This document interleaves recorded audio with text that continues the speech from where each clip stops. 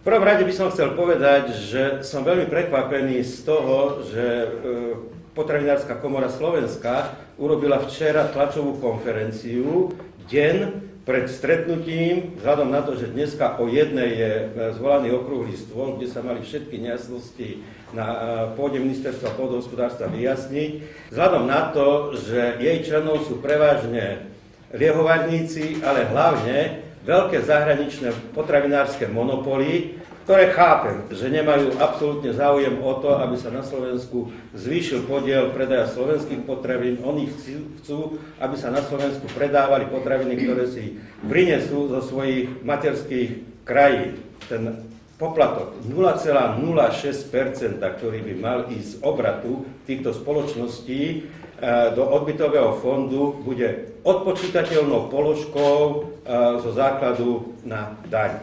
Chcem upozorniť, že z 11 členov správnej rady, ktorá je rozhodujúcim orgánom pri správe majetku a vôbec činnosti tohto odbytového fondu, si bude dávať samospráva.